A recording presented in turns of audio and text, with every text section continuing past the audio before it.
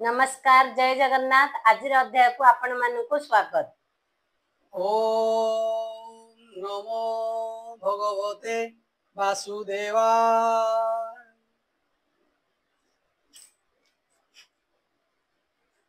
दशम अध्याय दधि मंथन्ते से यशोदा श्रीकृष्ण स्तन पाने बाधा जाई भांगिले भांड मान। दशम अध्याय वर्णन। श्रीशुक उवाच नमोई प्रभु बनमाली सुख सागर बालकेली दिने को देवी जशोवंती सेवकी मानो होकारंती आसी मिलिले परिवारी नमंती देवी पाद धरी যশোদা बोलंती उतर घर बेभार तुम्भे कर दधि मंथिबी आज मुही लवणी केते जानिबई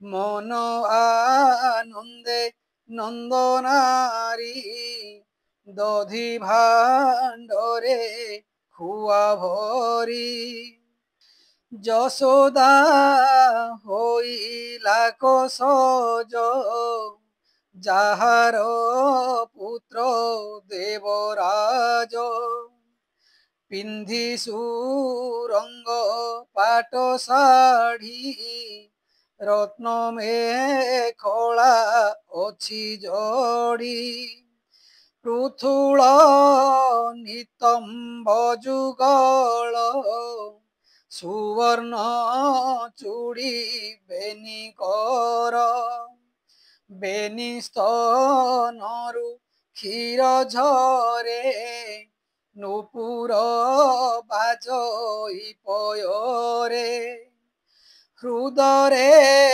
হার কর্ণে কাপ শিরে শ্রীমন্ত দিব্য রূপ খুয়া দৌড়ি ধরি করে বাম দক্ষিণে চালে ধীরে দৌড়ি টাণি বার ভরে বস্ত্র ন রহে দেবী শিরে কবরি ফিটি লোটে তলে পুষ্প পড়ন্তি মালে মালে হৃদে কম্পন্তি পয়োধর কঙ্কণ নাদ বেনি কর মুখে শোভিত শ্রম ঝাল রঙ্গ অধরে শুক পোল দধি মন্থই মন তো সে কৃষ্ণ মিলিলে তার পাশে স্তন্য পিবা আসে হরি জননী বস্ত্র করে ধরি দেখি যশোদা কোপ ভর কৃষ্ণଙ୍କୁ ବୋଲନ୍ତି ଉତ୍ତର ଯାତୁ ନ ଧର ଏତେବେଳେ ପଛେ ଘେନିବି ତୋତେ କୋଳେ ଶୁଣି କାନ୍ଦନ୍ତି ବନମାଳୀ ଦେଖି ଯଶୋଦା ଦେଇ ଗାଳି କୃଷ୍ଣଙ୍କୁ କରାଅନ୍ତି ତୁନି ସୁସ୍ୱରେ କରି ଗୀତ ଧ୍ୱନି ବାଳୁତ କାଳୁ ଯେତେ ଜାଣି ସୁମରି ଗାଏ ନନ୍ଦରାଣୀ କୋକିଳ ସ୍ୱର ଜିଣି ଗୀତ ଶୁଣି କାନ୍ଦନ୍ତି ଗୋପୀନାଥ। ହସ୍ତ ବଢ଼ାଇ ଗୋପୀନାଥ ଖୁଆ ଧଇଲେ ବାମ ହସ୍ତ। ଯଶୋଦା ନ ପାରିଲା ଚାଳି କୋଳେ ଧଇଲା ବନମାଳି। ସ୍ତନ୍ୟ ପିଆଇ ତୋଷ ମନ ଶ୍ରୀମୁଖେ ଦେଲା କଚୁମ୍ବନ। ଶୁଣ ପରୀକ୍ଷ ଏକଚିତ ଏମନ୍ତ ହୋଇ ବିପରୀତ। ଚୁଲିରେ ବସିଥିଲା କ୍ଷୀର ଚାହିଁଲେ ପ୍ରଭୁ ଚକ୍ରଧର। ତକ୍ଷଣେ ପଡ଼ିଲା ଉତୁରି ଦେଖି ଧାଇଲା ନନ୍ଦନାରୀ। କୃଷ୍ଣଙ୍କୁ ପକାଇଲା ତଳେ ଅଜ୍ଞାନ ମୋହ ମାୟା ଭୋଳେ। ଧାମଇ କରେ ଜଳ ଘେନି ପଡ଼ି କାନ୍ଦନ୍ତି ଅନ୍ତର୍ଯାମୀ। କୋପ ବସିଲା ଚକ୍ରଧରେ ଦନ୍ତେ କାମୋଡ଼ିଲେ ଅଧରେ। ଉଠିଲେ ଭବ ସୁଖଦାତା ଘରୁ ଆଣିଲେ ଶିଳପୁତା। ପିଟିଲେ ଦଧି ଭାଣ୍ଡେ ନେଇ ଭାଜି ଗୋରସ ଗଲା ବହି। ପଳାଇ ଗଲେ ଅତି ଖରେ ଲୁଚିଲେ ଗମ୍ଭୀରି ଭିତରେ। ଘରେ ଲବଣୀ ଥିଲା ଯେତେ ସବୁ ଖାଇଲେ ବେନି ହସ୍ତେ। କ୍ଷୀର ଉତାରି ଗୋପବାଳୀ ପୁଣି ମନ୍ଥନ ସ୍ଥାନେ ମିଳି।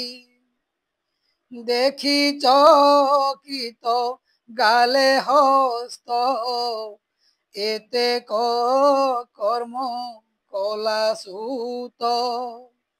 ବାଳକ ପୁଅ ଏଡେ କୋପି ସତ୍ୟ କହିଲେ ମୋତେ ଗୋପୀ।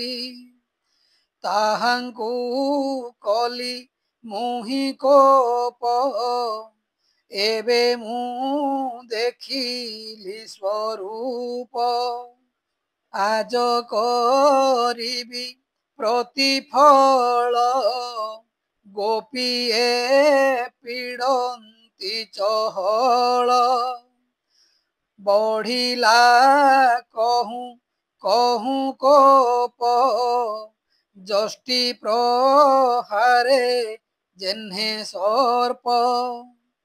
ଛାଟ ଲୁଚାଇ ପଛ ଭାଗେ ମିଳିଲା ଗମ୍ଭୀର ଲାଗେ।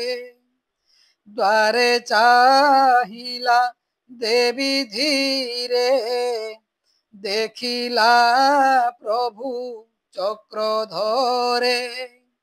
ରୋଳ ଉପରେ ଗୋପୀନାଥ ଶିକା ଧରିଣ ବାମ ହସ୍ତ। ମାର୍ଜାରୀ ପାଞ୍ଚ ସାତ ମେଳେ ଲବଣୀ ଖାନ୍ତି କୁତୁହଳେ। ଦ୍ୱାରକୁ ଚାହିଁ ଚକ୍ରଧର ଭୟେ କମ୍ପନ୍ତି ଯେହ୍ନେ ଚୋର। देखी যশোদা পর জ্বলি যষ্টি উঞ্চাই দেই গাଳି আজ করিবি খণ্ড খণ্ড ছোটে পিঞ্জিবি তোর পিণ্ড দেখি চকিত ভাবগ্রাহী রোলু পড়িলে বেগে ডেই কৃষ্ণ পলান্তি ভয় ঘেনি পছে গোড়ান্তি নন্দরাণী যাহার নাহি আদি অন্ত ধ্যানে চিন্তন্তি মুনি সন্থ তাহাঙ্কু পুত্র প্রায় মণি পছে ধামই গোপালুণী পৃথুনি তম্ব গরু ভারে গোড়াই নপারই ঘরে পুণি গোড়াই পছে ঝুমটি ঘড়িকে উঠি ঘর মে ফুটি কেশ ফিটিলা শ্রম ঝালে ফুল পড়ই ফিটি তলে যাহার আদি অন্ত নাহি যশোদা পাইব তা কাহি জানিণ যশোদা বিকল লেউটি চাহে আদি মূল মনে বিচারি ভাবগ্রাহী যশোদা ঠারে দয়া বহি যেবে মু জীবিটি পলাই কেমতে পারিব গোড়াই মনে চিন্তন্তি দয়ানিধি রজ্জুরে হই বই বন্দি দেখিণ যশোদা বিকল রহিলে প্রভু আদি মূল ধাই ধইলা দেবী করে ছাট উঞ্চাই কোপ ভরে কৃষ্ণଙ୍କୁ উঞ্চাইলা ধীরে চক্ষু ঘসন্তি বেনি করে কৃষ্ণ বিকল দেখি মাতা ছাট পকাই করে চিন্তা বলই বান্ধিবি এহারে বেপার করুথিবি ঘরে রোলে খটাই থিবি নীতি এণে নথিব মোর ভীতি এমন্ত বিচারিয় বলা বেগেণ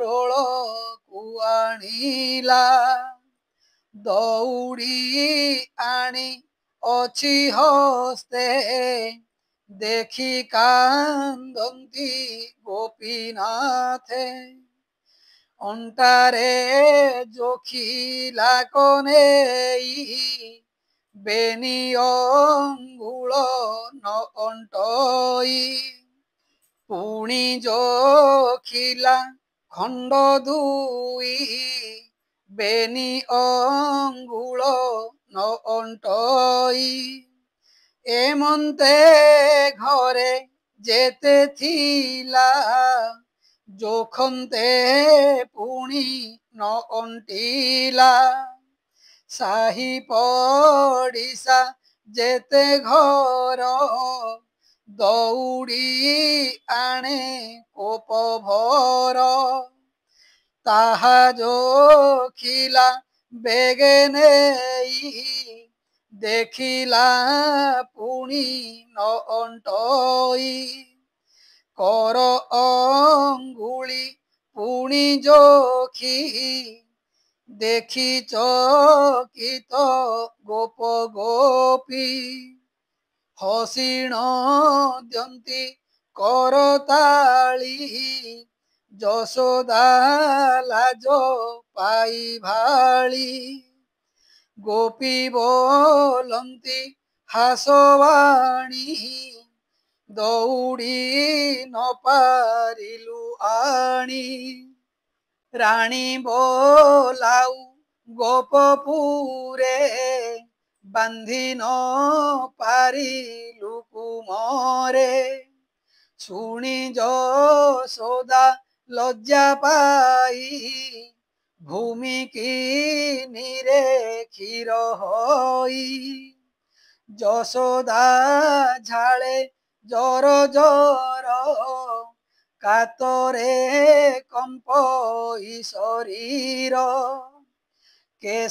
କେଶବସନ ଅସମ୍ଭାଳ ଖୋସାରୁ ଖସେ ଫୁଲମାଳ ଯଶୋଦା ଶ୍ରମ ଦେଖି ହରି ନିଜ ବନ୍ଧନେ ଦୟା କରି ତକ୍ଷଣେ ଦୌଡ଼ି ଅଣ୍ଟିଲା କୃଷ୍ଣଙ୍କୁ ରୋଳରେ ବାନ୍ଧିଲା ସେ ହରି ତିନି ଗୁଣେ ଛନ୍ଦି ସଂସାର କରି ଅଛି ବନ୍ଦୀ ତାଙ୍କୁ ବାନ୍ଧିଲା ନନ୍ଦନାରୀ ଭକ୍ତ ବତ୍ସଳ ଯେଣୁ ହରି ମାତାଙ୍କୁ ଯେଉଁ ଦୟା କଲେ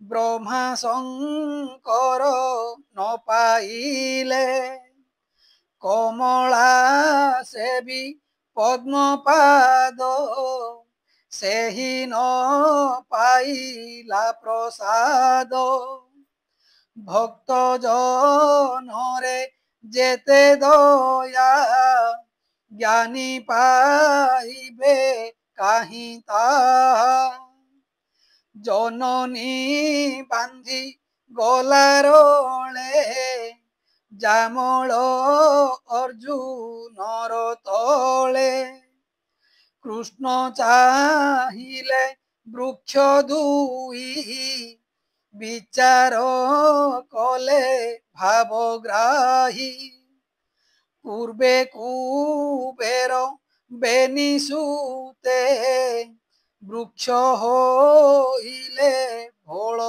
ଚିତେ ନାରଦ ତହୁଁ శాପ ପାଇ ଅନେକ କାଳୁଛନ୍ତି ରହି ସେ ମୁନି ବୋଲିଛନ୍ତି ଯାହା ଅବଶ୍ୟ କରିବି ମୁଁ ତାହା ଏତେ ବିଚାରି ବନମାଳି ରୋଳ ଟାଣିଲେ ପାଦ ଚାଳି ମିଳିଲେ ବେନି ବୃକ୍ଷ ମୂଳେ ଟେକି ଚାହିଁଲେ ବେନି ଡୋଳେ ସେ ହରି ଚରଣ ପଙ୍କଜ ସୁଜନ ଜନେ ନିତ୍ୟ ଭଜ କହଇ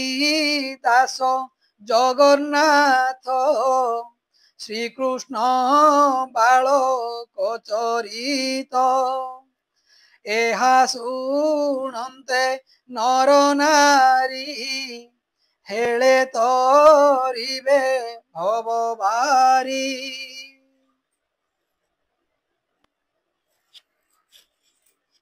इति श्रीमद्भागवते महापुराणे परमहास्यं संहितायां दशमस्कन्धे श्रीकृष्ण बालक्रीडायां उदुखलबन्धनं नाम दशमोऽध्याय।